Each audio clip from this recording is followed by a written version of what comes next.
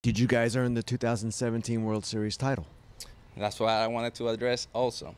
So when he says that we cheated them out of a ring or something like that is what he said. So I go analyze the games, right? Game 2, they're winning the game. 9th inning, Marwin Gonzalez hits a home run of Kenley Jansen. We end up winning that game. That game was on the road. That's one game. Game 2, we win 5-3. That's game 3. The second game we won. We win 5-3. Julie hits a solo homer. Marwin hits a double with man on first and second.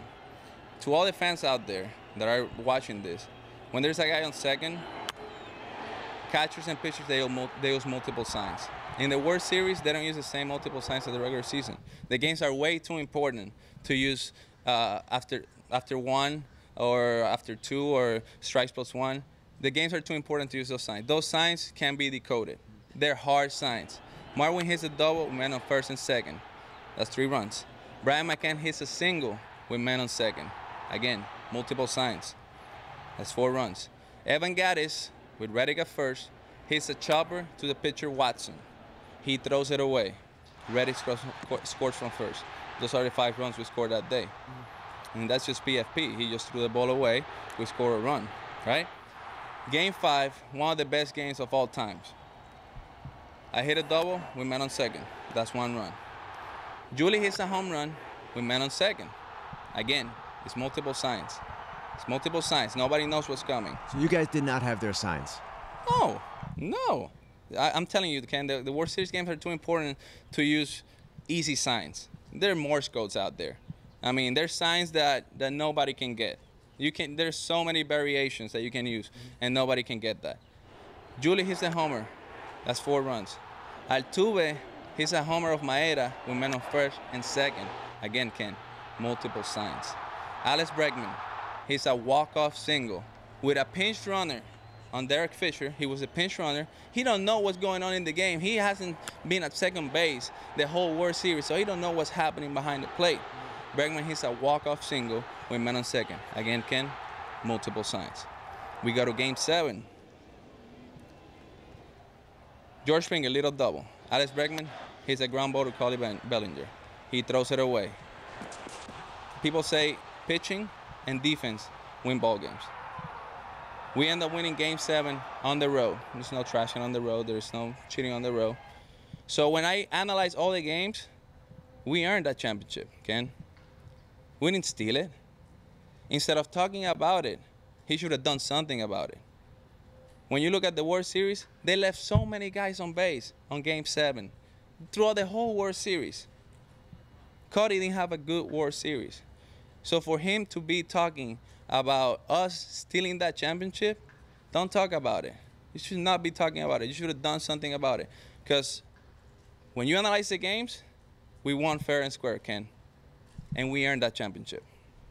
How would you feel if you were on a team that this had happened to? If you were on the other side of this, how would you feel if the Astros had done to your team what was done? Yeah, absolutely. You feel bad. And we feel bad as a team. Don't think that we feel great because we cheated that year and we got away with it and all that. No. Like, we got to go to bed every single night thinking about what we did and how wrong it was. We got to live with that. But that's not how life works, Ken. He said that they all lost respect for us. That's not how life works, Ken. We all make mistakes. And because you make a mistake, people are not going to lose respect for you. It's how you confront those mistakes that you make. You got to admit to those mistakes. You got to accept those mistakes. You got to learn from them.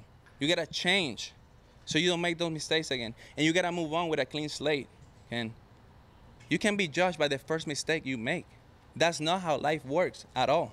So for him to go out there and says that he lost respect for 6-time All-Star, 5-time Silver Slugger, MVP, Gold Glover, that has been doing this for so many years, Ken, and he didn't cheat in 2017 because he got mad at whoever was banging the trash can while he was hitting, it's just straight up disrespectful. So when he talks about respect, you got to respect your peers to be respected. Everybody in the league respects Jose Altuve. And this is why I'm talking about him, because he's too humble to talk about him not using the trash can system. And he's such a great guy that he stood up there and he apologized, even though he didn't use that system. He only apologized for not stopping it. So when you disrespect Jose Altuve's name, it doesn't sit well with me. The guy's going to be a future Hall of Famer.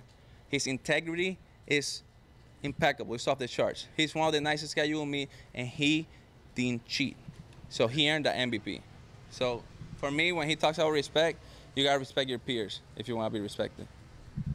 Do you believe the Dodgers stole signs illegally during the 2017 World Series? I'm not here to blame other teams. I'm not here to put the spotlight on other teams.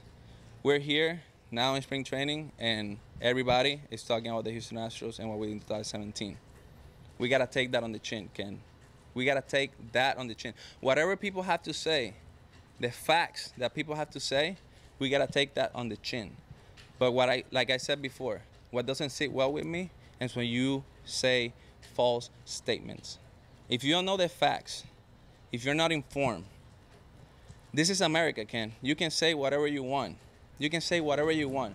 But Cody Bellinger's job is to look for information, get informed, know the facts for sure before he stands in front of cameras to talk about other players.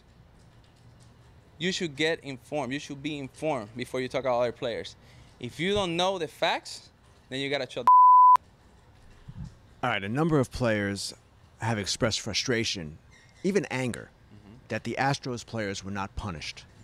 Do you understand that sentiment? Absolutely. I understand it. And like I said, what we did is not right. And, when we were waiting for the commissioner's report, anything could happen. But when he talked to us in the investigation, he told us that we had immunity in order for all the players to talk and tell the truth about what happened. So with that being said, if somebody grants you immunity, then they can take that back and just punish you after they told you that you have immunity. So, he's calling our owner weak. Our owner, he's calling weak.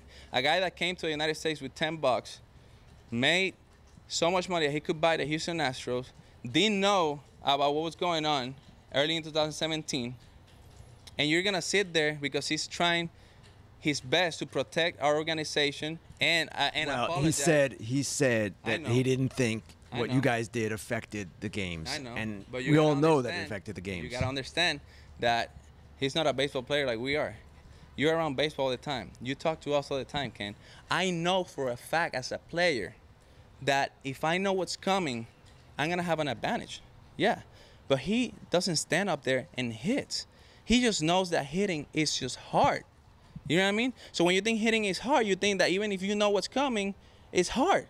Because he doesn't play baseball, Ken. He's not around the game like you are. You talk to all of us. I tell you, I was looking for this pitch. I was looking for that. And if I'm looking for a pitch, I got a better chance of hitting it. So his statement that day, he's not a baseball player, Ken. He's an owner. He's an owner. He hires people to do the job for him. But as the owner, he has to show his face and sit up there and talk to the media. All right?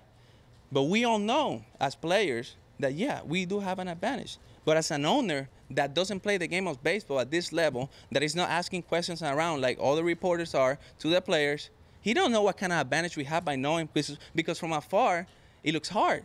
And you think that even if you know what's coming, hitting a baseball is the hardest thing to do in sports. So, yeah, I heard his comments. I'm not going to judge him for that because I know he doesn't play the game of baseball and he's not around as much as we are. And he don't understand how hard it is to hit a ball and how more convenient it is to know what's coming. Okay. Your manager and your GM got fired because of the actions of the players. How much does that bother you? It hurts. I've only known one manager before this year, and that's AJ Hinch, and I love him to death. I would do anything for him. He's a stand-up guy, very smart guy, and we all admire him. And, same with Luna. He's the one that drafted me. He gave me the chance to be the first pick overall, and he was great to me and great to this organization. And it's just sad to see them leave like that. But at the same time, it was a decision that came from above. We had no say on that, and our owner decided to do that. And I think now it's time to move forward with Dusty and our new GM and Click, and and be able to play this year and play good baseball again and gain the trust of the fans. That, you know, this year we want to go out there, Ken, and show the fans that we're talented, that we can play the game, that we can win ball games. That what happened in 2017 does not define us. We still feel terrible. It's 2020. You know, 2 and something years after that happened, and we still feel bad about it. We go to bed thinking about that. You know, what people have to say, you know, they're all their right, because we were wrong. And they can say whatever they want because we were wrong. But when players stand up there and they accuse us of stuff that didn't happen, especially in 2019, that doesn't sit well with me. Carlos, thank you. Thank you.